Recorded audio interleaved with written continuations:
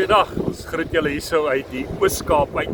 Ons kuier 'n bietjie hierso en ons is so dankbaar vir die reën wat hier geval het. Dit is baie droog hier. Nou tussen Jeffreys Bay waar ons nou is, Port Elizabeth, Gqeberha, ry ons met die N2 en dan is daar 'n spesifieke brug, die Van Stadens brug. Nou hierdie brug is baie bekend, maar vir die verkeerde redes.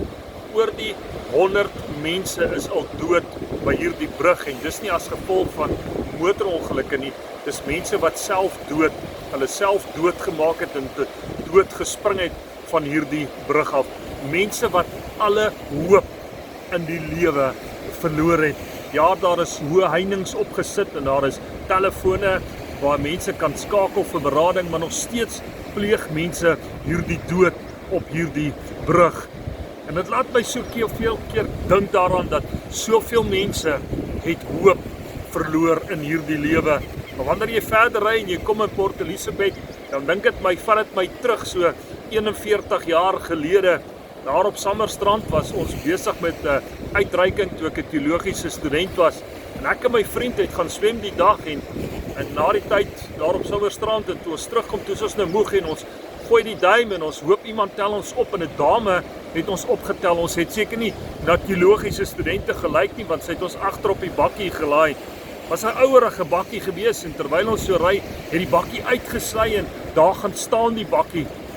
En nou is 2 teologiese studente besig om te kyk hier in die engine kap, maar ons het geen idee wat aangaan nie. En ek het geweet uit my ervaring uit, 'n voertuig sny net uit as gevolg van hy het nie vuur nie of hy het nie petrol nie. En ek kom tot die slotsom dat hierdie voertuig het seker dan nie petrol nie. En ek sê vir haar, hierdie voertuig het nie petrol nie. En sy sê maar, sy het vanmôre petrol ingegooi. En daar op daardie stadium het ons so hopeloos gevoel.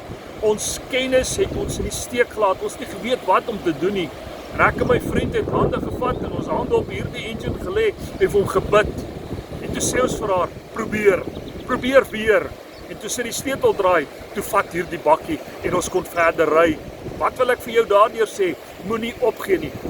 Lyk die situasie hoe hopeloos. Voel jy wil van die brug afspring, wil ek vir jou sê, loop oor die brug. Want die God wat ons aanbid, is die God van die onmoontlike. Hy kan alle dinge moontlik maak. Moenie hoop verloor nie. God seën vir jou. Amen.